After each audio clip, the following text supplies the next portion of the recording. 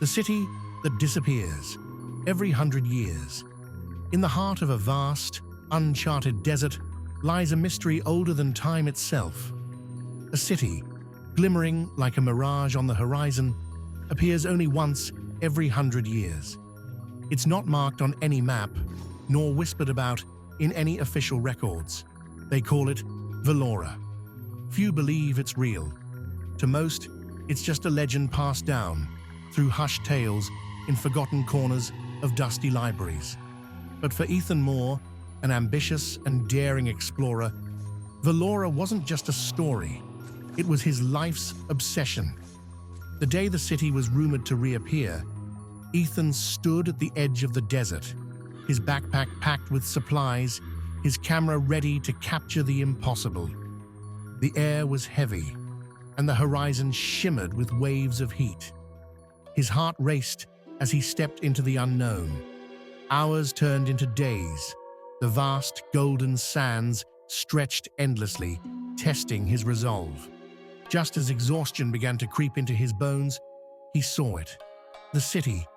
Velora wasn't just beautiful, it was ethereal. Towering spires of glass and gold sparkled under the desert sun, and the streets, though deserted, seemed alive with a pulse of their own. The silence was deafening, yet it carried an almost musical hum. As Ethan ventured deeper, he noticed something peculiar. The city seemed untouched by time. There were no signs of decay or weathering. Everything was pristine, as if the city had been frozen in a single moment. But the most striking thing was the people, or rather, their absence. Every corner, every street, every building was empty. Yet Ethan could feel eyes watching him, shadows moving just out of sight.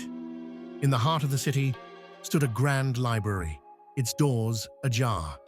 Inside, rows of ancient books lined the shelves, each one radiating a faint glow.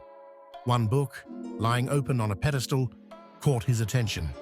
The title read, "The Price of Discovery." As he read, Ethan's blood ran cold. The book told the story of every explorer who had ever found Velora. Each entry ended the same way. They never left. Suddenly, the hum of the city grew louder, more intense.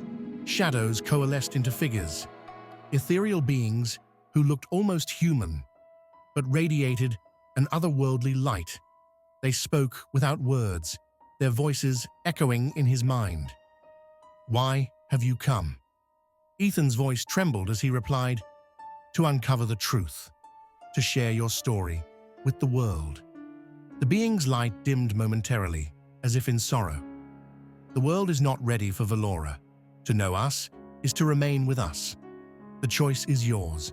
Stay and join our eternal city, or leave and forget. Ethan's heart ached. The allure of Velora was undeniable, but so was the weight of his life beyond the desert. Memories of loved ones, dreams unfulfilled, and the call of the unknown tugged at his soul. "I choose to leave," he said. The beings nodded, their forms shimmering. "Then you must forget. Velora will fade from your memory, as it has from all who came before." A blinding light enveloped him.